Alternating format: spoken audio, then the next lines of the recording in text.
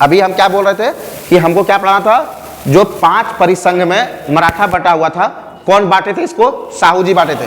तो वो समझेंगे अभी कौन। पहले बड़ा सा इंडिया का मैप बनाते हैं, बहुत दिन हो गया इंडिया का बड़ा मैप बनाया हुआ। टेढ़ा हो रहा है, चलो होने दो।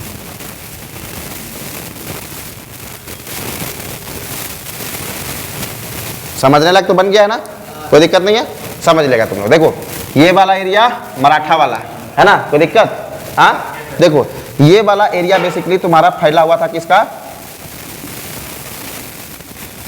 मराठा का, समझ में आ रहा, बेसिकली महाराष्ट्र, लेकिन उसके आसपास कर्नाटक, आंध्र प्रदेश, सब अपना हैदराबाद, ये सबका क्षेत्रफल विस्तार नहीं बोले कि हैदराबाद वगैरह जो एरिया है उसको भी निजाम को बिना गुठली काम कौन कर दिए थे, बाजीराव, बालाजी बाजीराव किए थे ना।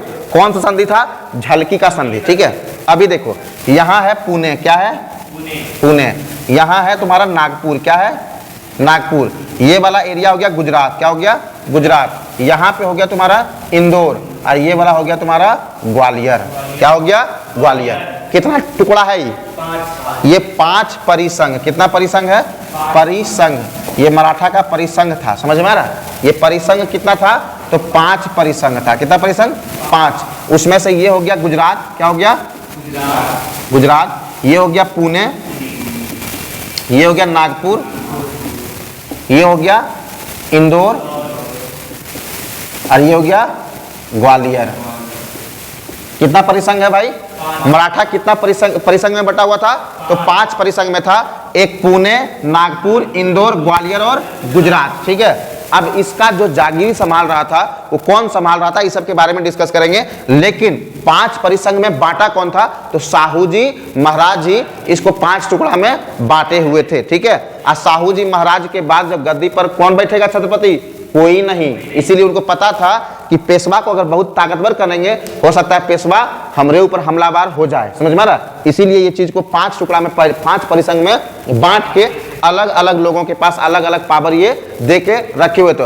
अंतोगत्वा वही होता है जब किनका, साहू जी का, जब साहू जी का मृत्यु होता है तो बालाजी बाजीराव संगोला का संधि करते हैं, क्या करते हैं, संगोला का संधि, हाँ संगोला, क्या है संगोला का जो संधि होता है वो करते हैं। इस संगोला का मतलब होता है कि अब छत्रपति का पद नहीं रहेगा, ठीक है। तो छत्रपति का पद जो है इसी संधि के द्वारा समाप्त किया जाता है। कौन सा संधि, संगोला संधि के द्वारा, ठीक है। अब गद्दी पर एकदम पूरा हकदार किसका कौन होगा, तो अब पेशवा ही होगा, ठीक है। अब समझो ये जो 5 परिसंघ था उसमें पुणे वाला का जागीरी किसके पास था, पेशवा के पास, किसके पास था, पेशवा के पास। नागपुर वाला भोसले के पास, जोर से बोलो, भोसले के पास। इंदौर वाला होलकर के पास। ग्वालियर वाला सिंधिया के पास। गुजरात वाला गायकवाड़, गायक, अरे इसमें इंक नहीं है क्या, हाँ ठीक है,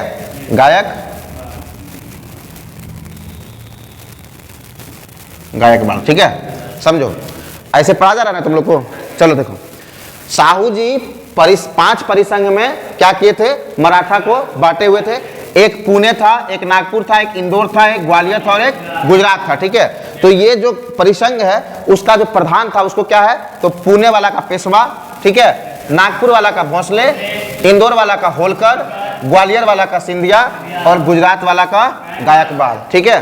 तो मराठा जो है कितना परिसंघ में बटा हुआ था, 5। देखो मेरे साथ 1 नंबर में पुणे बोलना, मेरे साथ याद करने के लिए क्या बोलना, गुजरात, पुणे, नागपुर, इंदौर, ग्वालियर, हाँ चलो 1 नंबर में जैसे बोलो गुजरात, 1 नंबर में क्या बोलेंगे गुजरात, 2 नंबर में पुणे, 3 नंबर में नागपुर, 4 में इंदौर, 5 में ग्वालियर, ठीक है। ये 5 परिसंघ हमको बेसिकली याद करना है। 1 नंबर पर गुजरात, 1 नंबर पे गुजरात, 1 नंबर पे, 2 नंबर पे, 2 नंबर पे, 3 नंबर, 4 नंबर, 5 ग्वालियर, ठीक है। देखो गुजरात का जो जागीर था वो किसके पास था, गायकवाड़ के पास। पुणे वाला के पास पेशवा, नागपुर के पास भोसले के पास नागपुर, होलकर के पास इंदौर, सिंधिया के पास ग्वालियर, ठीक है।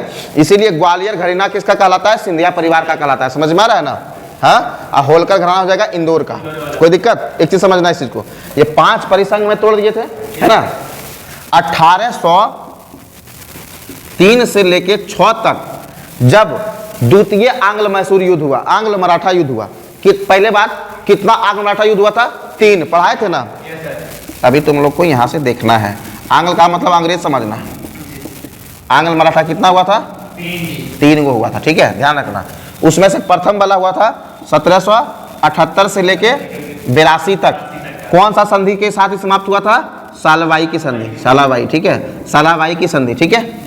इस संधि के तहत ये युद्ध को समाप्त किया गया।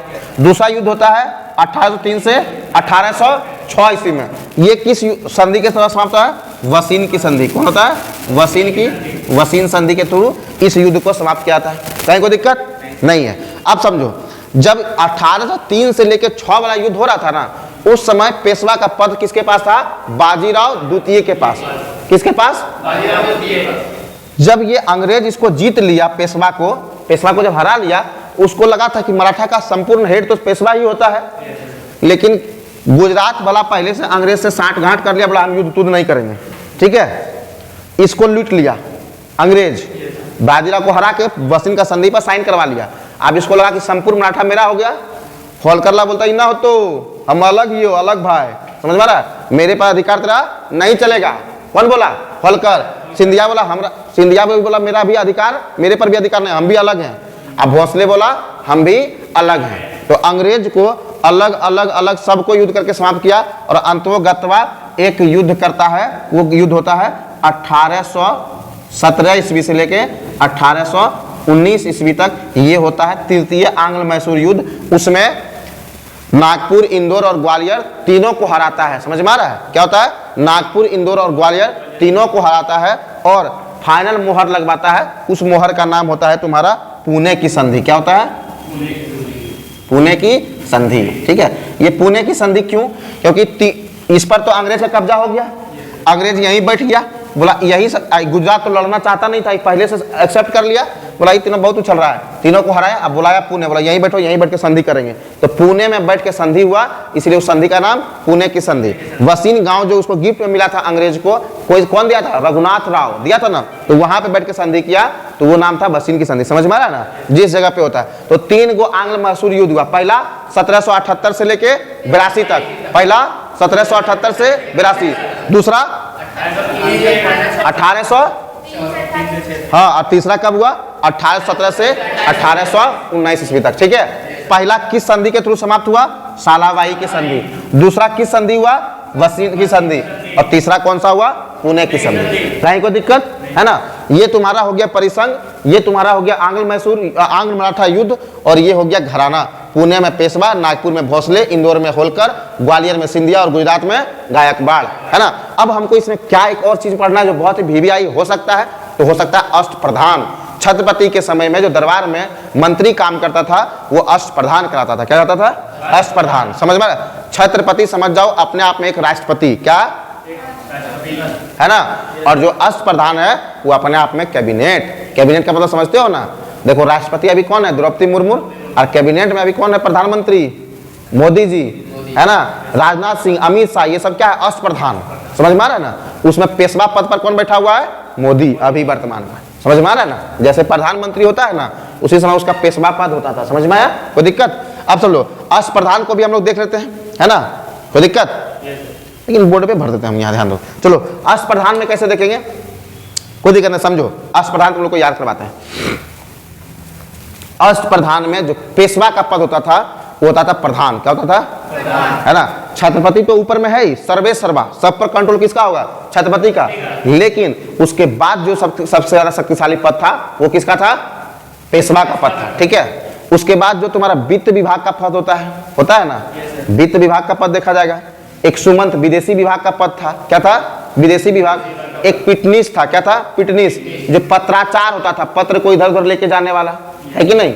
कौन था? पिटनीस, है ना। उसके बाद होता वाक्यानीस। क्या था? वाक्यानीस, गुप्तचर संस्था को वाक्यानीस बोलते थे, है ना। उसके बाद था पंडित राव। क्या था? पंडित राव, है ना। पंडित राव का काम भी था कि कैसे कैसे देख रेख करना है, न्याय व्यवस्था क्या होना चाहिए। एक था न्यायाधीश, क्या था? न्यायाधीश। न्यायाधीश का तुमको पहले पता है, अभी भी न्यायाधीश का मतलब क्या होता है? जजमेंट वगैरह देना, है ना। पंडित राव हो गया, न्यायाधीश हो गया, पिटनीस हो गया, व्याख्यानीश हो गया, है ना। इधर हम लोग क्या देखते हैं? इधर हम लोग देखते हैं पेशवा, सामंत, है ना, सुमंत। सुमंत का मतलब विदेशी, सामंत का मतलब वित्त विभाग। समझ में आ रहा है? तो ये सब चीजें क्या थी इसमें? अष्टप्रधान में काउंटिंग होता था। ठीक है, अष्टप्रधान में सबसे मुख्य क्या देखेंगे हम लोग? पेशवा देखेंगे। क्या देखेंगे? पेशवा। फिर देखेंगे आमत्य। आमत्य का मतलब जो वित्त विभाग को देखता हो। समझ में आ रहा है? क्या देखता हो? वित्त विभाग का। सुमंत, सुमंत का मतलब जो विदेशी व्यापार को, विदेशी विभाग को देखता हो। ठीक है, सुमंत का मतलब फॉरेन मिनिस्टर। सुमंत का मतलब फॉरेन मिनिस्टर, जो अभी वर्तमान में कौन है? एस जयशंकर, है ना। उसके बाद आता व्याख्यानीश। क्या था? व्याख्यानीश। व्याख्यानीश गुप्तचर संस्था को बोलते थे। क्या बोलते थे? गुप्तचर संस्था। फिर होता था पिटनीस। क्या होता था? पिटनीस। पिटनीस का मतलब पत्राचार। पत्राचार का मतलब जो पत्र को इधर उधर लेके जाता हो। एक था पंडित राव, जो कि धर्म वगैरह के बारे में सब कुछ जानकारी वगैरह वहां पे मुहैया करवाता हो। एक था न्यायाधीश, जो न्याय के लिए डिसीजन लेता हो। समझ में आ रहा हो? न्याय के लिए सलाह देता हो कि इसका ये सजा होना है। समझ में आ रहा है? तो ये अष्टप्रधान था किसके दरबार में? तो शिवाजी के दरबार में था। कोई दिक्कत? समझ में आ रहा है चीजें? हाँ, कोई दिक्कत? बाकी अगर थोड़ा बहुत कुछ हुआ तो पिछला क्लास में अंत करके इसको समाप्त कर देंगे, और हमको नहीं लगता है कुछ बचेगा, है ना, क्योंकि शिवाजी वगैरह के बारे में सब कुछ पहले भी तुमको डिटेल पढ़ा ही चुके हैं। अगर कुछ वैसा लगता है तो अगला क्लास में देखेंगे इसको। ठीक है, चलो।